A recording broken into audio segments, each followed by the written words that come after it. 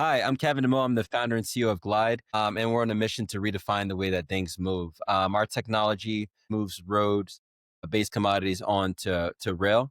We're tackling a $20 trillion global market in order to redefine the way that things and people move. Oh, so tell me about Glide. What is the product? Absolutely. If you look at the way that freight moves today, you have multiple corridors that things move on. What we do is we zero in on ground-based corridors, and the ground-based corridors are road and rail. Road is extremely congested because we as in passengers, share the road with semi trucks and stuff like that. Whereas rail, especially in the United States, is severely underutilized. Only way that you can access the rail is via a process called transloading. And that process is very cumbersome, it's slow, it's very expensive, and it requires a bunch of different pieces of equipment from like forklifts to cranes to drayage trucks to the train and everything else. In the United States, a lot of folks don't know we only utilize about 30% of our full rail capacity because of that issue of going from road to rail. So what we do with our technology is essentially blend the two together. So we can take a road-based trailer, pick it up, and transport it directly onto rails, essentially bypassing all those material steps in between, while lowering the cost of actually doing that process as a part of our tech stack. So where are you as a company right now? Like a phase are you in or stage? Yeah, so we just raised our seed round, and we are deploying product out in a couple weeks. We've built an in-house software called Ezra 1.6 that is taken directly from a Bible as a verse, talking about community. What happened was in the Bible was the church was destroyed, and then the community came together to rebuild the church, utilizing what they had in their home in order to fulfill, have a place of worship for the community. So Ezra 1.6 does exactly that. It's a software that is just like Domino's meets Waymo. We're able to do all the freight visibility combined with the transportation visibility of the goods. And then we have vehicles that go along with it because there's nothing like, having atoms mixed with bits. Bits is the software, atoms is the hardware. So we have two vehicles that we've developed. And we have Raiden, which is our fully autonomous vehicle capable of picking up a fully loaded container, our fully loaded trailer, and it can operate all on its own as well, fully autonomous. And then we have Glider M. The M stands for manned. It should be just H, a human, but it's manned. Mhm. So man operated. We have the ability. It does the same thing as Raiden, but it picks up a fully loaded 20-foot container, puts it on the back of itself, and then it can transport from road to rail the same way Raiden does. And those are the three products that we've developed. Raiden is in his prototype phase. Ezra 1.6 is in his beta phase, looking to be tested by a couple customers. And then Glider M is actually coming off the line in 2 weeks, and it will be delivered to our first customers out in Kansas in November. So it's really exciting. Nice. What does something like that cost? Yeah, so we're mobility as a service. You can look at us as your JB Hunts or your FedExes of the world. So we actually don't sell our product. The folks on the commercial Oh, side, we build cool products for ourselves to provide a great service out for the kind folks in the world that needs the service provided to them. So we charge a service fee or a subscription fee per month or per year. And then we charge the lowest per ton rate per mile across the entire industry. Say we moved a container from the port of Long Beach 20 miles in, we'll only charge a customer $150 to do that move. Right off the bat, folks are like, man, $150, that's so little, yeah. right? Yeah. Yeah. Yeah, we do it intentionally. So we want to combat tariffs. We want to combat the cost that is currently being charged by everybody else and right size our economy, for the folks that utilize us. So that's why we charge so little. Us as a business within that model, if we moved 100,000 containers, which is about the throughput of the port of Long Beach, it's about a day and a half worth of its throughput. That one glider can generate about $15.3 million in revenue, and it pays for itself in about 6 to 8 months. So it's great profit margin there, great ROI. Wow. So it is a business, side of it that went into that as well. Serve the greater good while also operating the business profitably. So Wow. I'm even thinking in regards to car transportation, you know how expensive it is to move across country. That's going to be wonderful then for the consumer to make absolutely, shipping more affordable for everyone. And absolutely. then the impact on the environment is less as well, right? Yeah, we cut out a bunch of the different steps, right? By us cutting out road, rail, all the like forklifts, drayage trucks, and stuff like that. We're removing emissions out of the process. And then on top of that, we have a hybrid. So we have a battery on board. We have 300 kilowatt hours plus a range extender power plant that is agnostic to the industry. So for the military, they utilize JP8. For a lot of commercial transporters, they use biodiesel or diesel. For some folks, they like LPG, liquid propane gasoline, as their function. And then for ports, they're near water, so hydrogen makes a lot of sense once you go through that reformation process. And it's something that I've done in my career as well. When we go to port adjacent folks, we offer hydrogen as a part of our power plant as well. That's great. How did you think of this? Yeah. So logistics is my love note, right? I've been in logistics for 23 years. I started my career off at the age of 17, right out of the Army. I served active duty Army, 2 tours in Iraq, and I did railhead in the Army. So I took our trucks and our tanks and moved them directly onto the rail, and I saw how dangerous and cumbersome that process really was. And then since then, I've worked did the same thing for SpaceX. I developed their flight module logistics department, designed the shipping apparatus they currently utilize to transport the rocket, ran operations there as well. First person in the world to commercially ship, launch and recover a rocket there. And then, worked at Northrop Grumman and Romeo Power and designed, Harley Davidson's first e-bike while I was there as well at Serial One and led that deployment. So I've been exposed to this problem for a very, very long time. So when it came Mm. down to identifying a solution for it, I looked at all the pain that I felt during the industry and solve for something that would alleviate some of that pain for myself and other folks like me. How dangerous is it when people are doing it in the military? That's very dangerous, extremely dangerous. I mean, you're taking something that weighs tons, and literally tons, 5 to 6 tons, and then transferring it in the air, right, over to a train, and the train is only so big, and then you're lashing it down Mm. and then whatever happens in between that. So yeah, things can roll, things can pivot, lines can break. So it's very dangerous. And people do it every single day at ports. People do it every single day at transload facilities, and accidents happen. Human error happens all the time. So how to remove some of that human error at the same time serving the purpose, across the entire spectrum, and that's exactly what Glide does. Do you know what the incident rate is on average? Yeah, absolutely. We see at least 5 incidents happen across the board every single day, depending on the industry and what's being reported. Yeah, Wow. How many are life-threatening? all of them. When you have something that's suspended in the air and it's very heavy and it weighs thousands of pounds, your life is on the line. That's all it takes is for a person to have a wrong place, wrong time, and that's a loss of life. Amazing. Did you have that in mind when you were inventing it? Like, were you thinking about the problem was preventing injury, or were you thinking of sustainability, or like what were the drivers for you to invent this? Yeah, so when I invented it, it was very intentional. It was all things all at once and everything. How do you invent a solution that is built in what we call global maxima, looking at safety, human factors, pollution, socioeconomics, political economics, technology, the cost of goods, processes, and speed and delivery and reliability all baked into one. And tying that all back to first principles, how do we do that while still checking all those boxes? Mm. And that's what we did.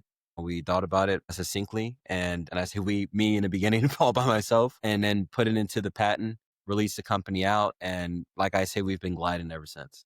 Were your parents inventors and entrepreneurs? What kind of and area did you grow up in? Mm. My mom, she worked, 3, 4 jobs, to put us through, school and everything else. We never wanted for much, but didn't have much at the same exact time. But she taught us the value of hard work. She taught us the value of, having integrity through it, and what is out there, right? What is against us as, people of color, especially men of color, and what we were placed against.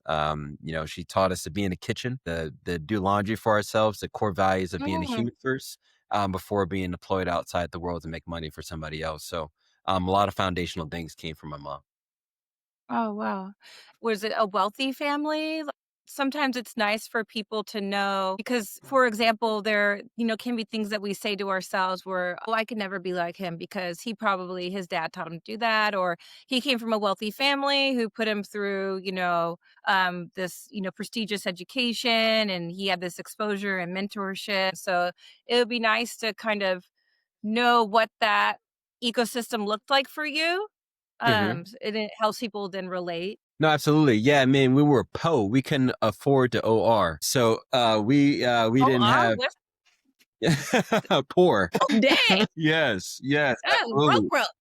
Yeah, broke, super broke, double broke. We're brought very, very humble beginnings. I found my fun and entertainment for being an artist, right? So paper didn't cost much, pens and stuff we can get from the dollar store. So I spent a lot of time in the arts. There was an instrument that was passed around that we got to play and stuff like that. So spent a lot of time in the arts, and I guess imagination was what we really leveraged on. Spent a lot of time in books as well, and then pair that with some of the things that I did with mechanical work with my dad on like old broke down run down cars. I guess that's where the invention happened. I was always like dreaming. We don't have much and you read a lot of Mhm. books, you dream about being more. And I was a knucklehead. So I was like, I'm going to be this. I'm going to be this regardless of what anybody says I can. I love being You the said underdog. knucklehead, like hard-headed? Is that Hard the headed, your hard word? headed and bad, right? always Oh, getting in, always getting in trouble, rebellious. That was a knucklehead. That was me brought up. But you can never tell me no, right? mm, Yes was all I needed. Like, yes was all green lights. No was red lights, and I was staying away from red lights, and I was always pushing against it. But I always wanted to challenge the status quo. And when mm. statistics said that I was only supposed to be this, I was like, I am destined to be more, and I refused to be at the bottom, in everything that I did. So yeah, I mean that's what propelled me to the top. And I was always brave. I saw a big challenge, and I was like, I'm gonna take it. I'm gonna shoot my shot and everything that I did. And when I was there, I was gonna prove myself why I was the shot worth taking. So Did you have an environment that encouraged that?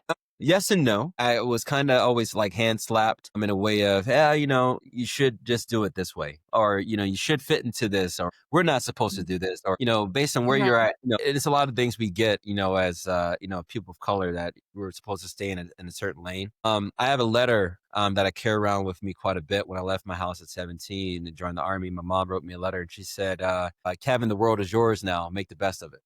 Oh, I love So that. yeah, so it was like, oh, the world is mine. That was a green light, yeah. It's a green light. Like, oh man, I'm gonna take it for what it is, and I did. Right. So yeah, I'm grateful for it. What would you say to young Kevin, now, when during times of when he's frustrated, by, feeling like he needs to fit within a category or when he's, times of being a knucklehead? Absolutely. I'll tell them to keep being a knucklehead, man. Keep pushing against the tides. There's a reason why folks are telling you not to do something. One thing that I've learned over time is as long as it doesn't go against like ethics and being moral, those are things that are set in stone. Everything else is in the realm of possibilities. There's no limits to what you can actually achieve, especially if you're looking to achieve it, for the benefit of humanity, for the benefit of a community. I would continue to tell them push on it. If you fail fast, but push on that idea because it may have some merit, and you'll find out fast if it doesn't. What about for people that have a concept, but they feel limited by their resources? I think that people may not know that sometimes they can get funding for a concept or, develop a patent perhaps off a concept, I'm guessing. Do you have any advice for those people on how to navigate that or in words of wisdom? Absolutely. The greatest currency that we have as human beings is knowledge and wisdom. All things are accumulated through that, to include identifying how to get funded by something, doing the research and investing in that wisdom capital is the greatest path to actually getting those tangible type resources. Because through that search, you'll understand how to talk through to venture capitalists. You'll understand how to write a grant and to be exposed to grant writers. You'll understand how to get network effects, and build a network of influence around you. You'll understand how to reach the folks that you aspire to be and that inspire you to do exactly what you're doing. and to serve the communities that you're looking to serve through that quest of knowledge. So my advice would be to read as many books as possible.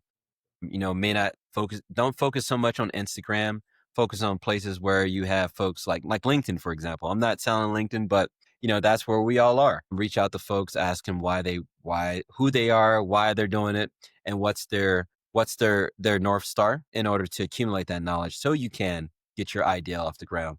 Not every ideal is a great idea that's meant for everybody else. So make sure your ideal is right size for what you want to do it. And, understand the problem that you're looking to solve. Is it actually a problem, right? Is it a problem for how many people? Quantify the problem, qualify the problem, and then go forth. Right. Do you mind people when you're saying to ask this person that's a thought leader what their North Star is, what does that mean exactly? Absolutely. It's their why, right? Why are you doing it and where are you going with it? You know, Mm, But the why is, are you doing it because you just want to ball out and make a lot of money? Right? Or is it, I want to do it because I'm solving this problem? And how big is the problem? Or what areas of the problem do I want to solve? Right size the problem.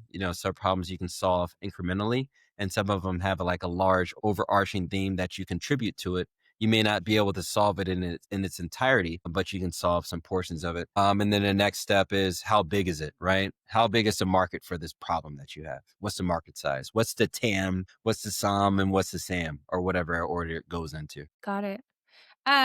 Do you mind, I guess, that less than 2% of Black tech companies that have a Black founder or leader receive VC funding. Yeah. Do you is that do you agree with that? Do you believe that? And yeah, I definitely believe that. I okay. do. I do. And the reason why I do, we have to be perfect, and I'm going to say we have to be absolutely perfect in what we do. And we have to exceed that perfection, for believability. You can take a founder like myself that has an immense amount of experience in the industry that I am serving right now. And I have to have these, great, amazing proof points in order to get the funding that is needed. Whereas I'll have counterparts of the opposite color, have nowhere near the amount of experience that I have, or knowledge to speak to the industry or proof points, and they'll get money immediately. Wow. Yeah. Okay.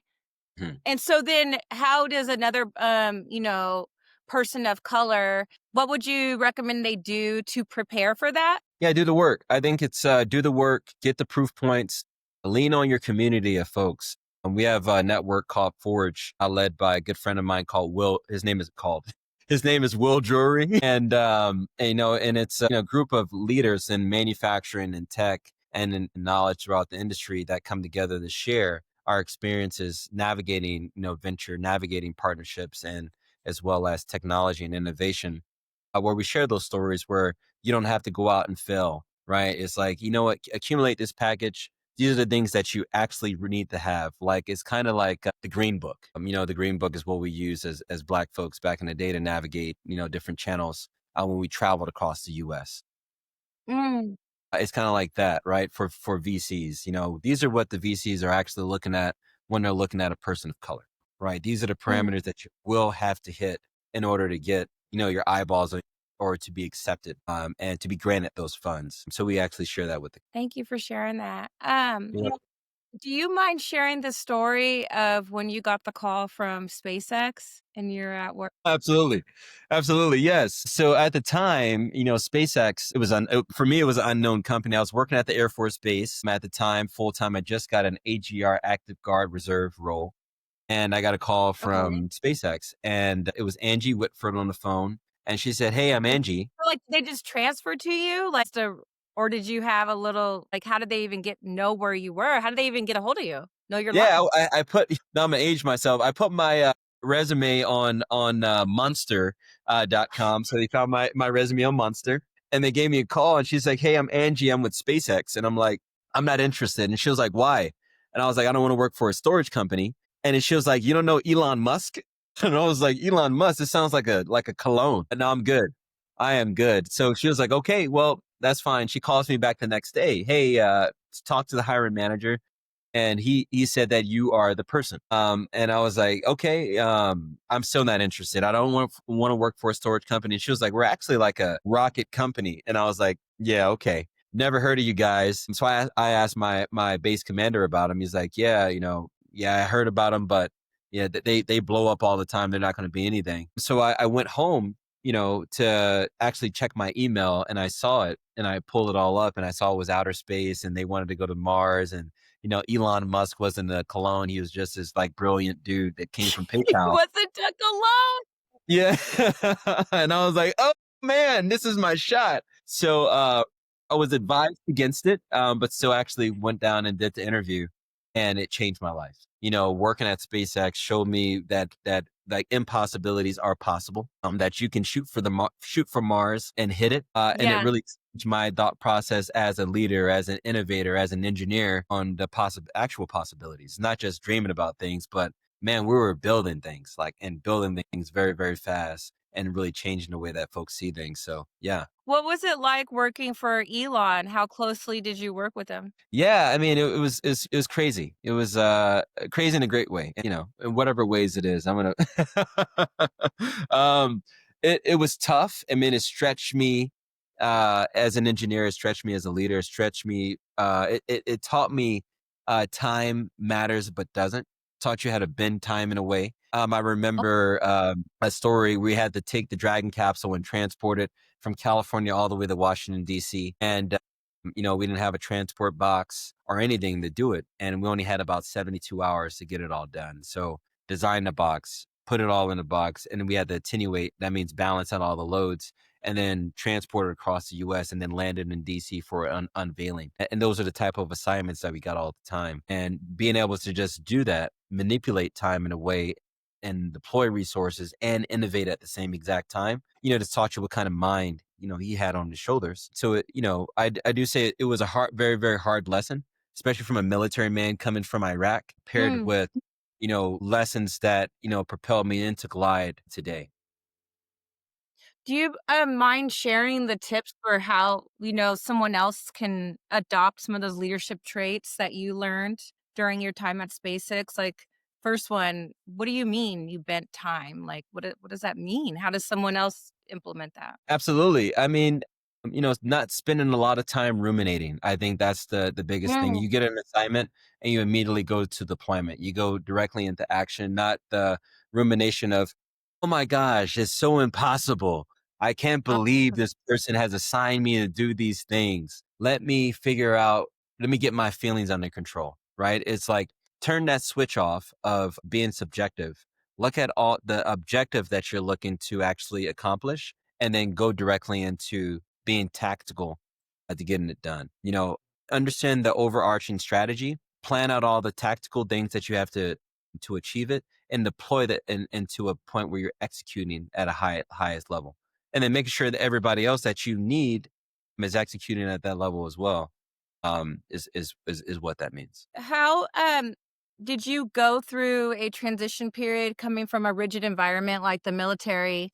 Um, And then where you wanted to, balk at that, and so then how did you overcome those initial thoughts that came up to, like, how did you, get to a point of where you could adopt this time bending strategy to execute? Yeah, absolutely. I mean, the military is rigid, but they still take into account human factors. This was like human factors are gone. You're a robot. So it's kind of accepting the challenge, right? Accepting, hey, Mm. you know what? If this thing doesn't get here in 72 hours, this is all. We have something else on the other side that's already been set up. So now, if I don't accomplish it, it's a failure point. So it comes back to responsibility. My responsibility, my task is to do this. I understand that it sounds crazy in a way, but it's something that has been placed on me to actually do. So it's taking that high level of responsibility, that no nonsense. This is what I'm supposed to do. And either I'm going to do it or I'm not. Right. And it's always going to be the former. And then it sounds like too, knowing that when you're going to do it, if you do happen to fail, there's another project or there's something else that you will do after. It's not the end of the world. Absolutely. Yeah, it's never the end of the world. Never, right? But I'm a person that's like high performing. So it's like if I fail, I want to fail fast, but I want to fail to the point where it's not going to be a mission failure.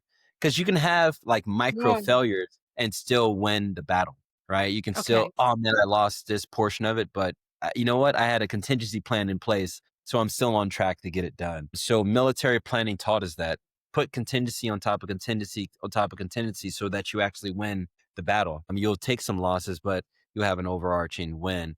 And I paired that up with all the awesomeness at SpaceX to get to where I am today. For other inventors out there on a similar path, what are some things that you've learned along the way that maybe if you were to do it over again, you would Mhm. recommend that they test out? There's not a lot I would have changed about my career at all. You know, through the ups and downs and everything else, there's pivots that I see that would have led to other things. So that's what gives me pause. For example, I Yes. was at Romeo Power. I could have went to Rivian to support them and ended up staying at Romeo Power. That took me to XOS trucks. That exposed me to a different world. Mm, So I think that sometimes taking bets on not secure things and then staying on a course that may be unsure can sometimes lead to things that lead to much more. For example, I was at Romeo Power, got a job offer from Rivian, didn't take the Rivian offer, stayed at Romeo Power. Romeo Power ended up kind of like deflating and ended up going to XOS trucks to support them in other areas that took me to Tennessee, to Mexico, that exposed me to things at Canoe, that's exposed me to things at Harley Davidson, that led me to find my path to Glide. Whereas if I would have went the route of Rivian, I would have had this great Rivian career yeah. that I would have stayed there and I wouldn't have probably been Yes. on this path. So that's what gives me so much pause. Like, yes, there's obstacles. Yeah, there's things. And I'm like, man, I could have been balling out at this stage of my life and I wouldn't have had to suffer this like job search or this top from this place to this place. But in the scheme of things, it's led me to this path of, hey, I found out what my true purpose is. Right.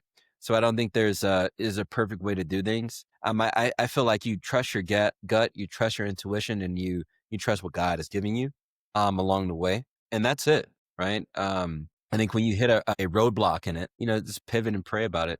Not to get all religious or anything else, but I think it's all important. We only have a thank you for that. We only have a few minutes left. So I was wondering, is there anything that you would want to share with anyone else out there to, that can inspire or motivate them? Yeah, of course. So they hit touch on it earlier. If you seek to do something large to serve a community or serve a purpose, I'm sure it's well thought out. Think through it with yourself first and whatever it is you do, and then share it out to folks. And then get help. It takes a community to do something like this. It takes a That's village. why that Michael Jordan, stop it. Get some help.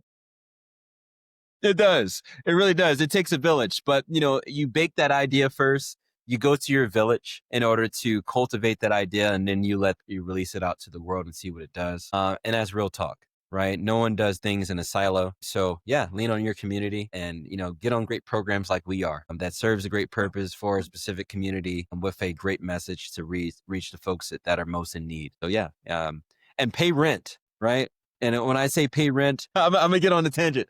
Pay your rent. What I mean by that is Muhammad Ali said we pay for the rent that we have here on earth. So everything on earth is temporary, right? And we pay rent through our actions to mankind, our actions to our community. And that's intentionally done through the works that you do for that. It doesn't have to be monetary. If you're broke, you can go out and still service, a person and serve lunch to a person. If you have money, contribute to your community and do like philanthropic things, but always look to, pay your rent here on earth is what I say. So that's it. It's always a lot. That's great. Do you mind doing me a favor?